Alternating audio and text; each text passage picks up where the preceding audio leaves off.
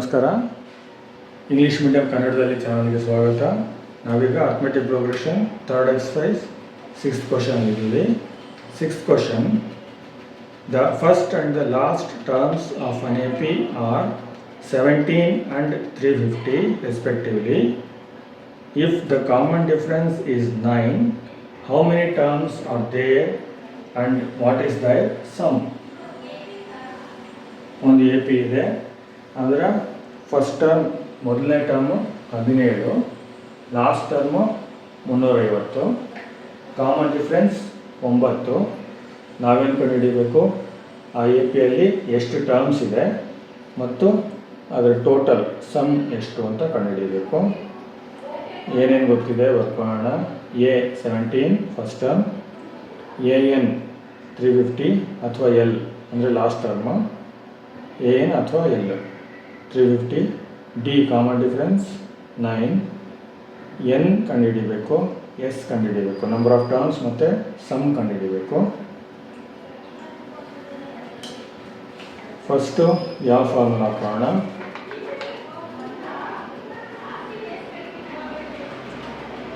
ಐದನೇದು ಹಾಕ್ಕೊಂಡ್ರೆ ಎಸ್ ಗೊತ್ತಿಲ್ಲ, ಏನು ಗೊತ್ತಿಲ್ಲ.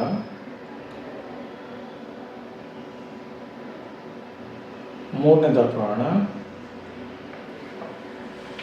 3, 4 ಎಲ್ಲ ಒಂದೇ. ಮೂರನೇದು ಹಾಕೋಣ. AN = A + n-1D. ಯಾವ ವ್ಯಾಲ್ಯೂ ಗೊತ್ತು ಹಾಕೋಣ. AN 350 last term, A 17 plus N ಗೊತ್ತಿಲ್ಲ, D 9. ಆಮೇಲೆ LHS RHS ಇಂಟರ್ಚೇಂಜ್ ಮಾಡ್ಕೊಳ್ಳೋಣ. ಯಾಕಂದರೆ N ಅನ್ನೋದು LHS ಬರಲಿ. 17 + n-1 × 9 = 350. ನೆಕ್ಸ್ಟ್ 17 ಹಂಗೆ ಬರ್ಕೊಳ್ಳೋಣ. n-1 × 9, first n × 9 9n, minus 1 × 9 9. 17 + 9n - 9 = 350. Next 9n ಹಂಗೆ ಬರ್ಕೊತಾ ಇದ್ದೀನಿ, = 350, ಮೈನಸ್ 9 RHS ಬಂದರೆ +9 ಆಯಿತು, 17 RHS ಬಂದರೆ -17 ಆಯಿತು.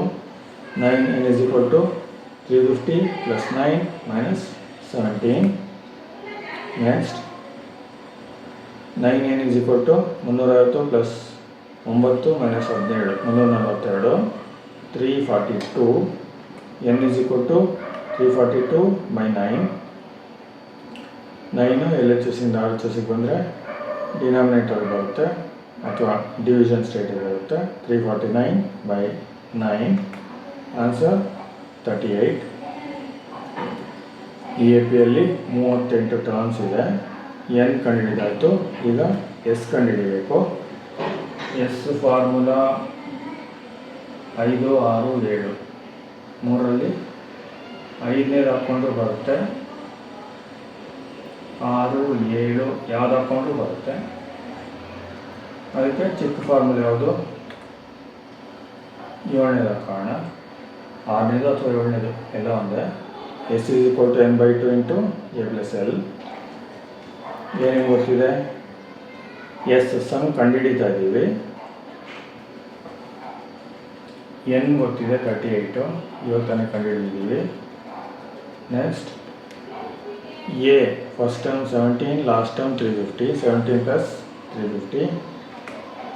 ನೆಕ್ಸ್ಟ್ S = 38/2 19, ಬ್ರ್ಯಾಕೆಟ್ ಆದರೆ ಇಂಟು 350 + 17 367, 19 × 367. ಮಲ್ಟಿಪ್ಲೈ ಮಾಡಿದ್ರೆ ಸಮ್ = 6973, 6973 ಆನ್ಸರ್. Thank you.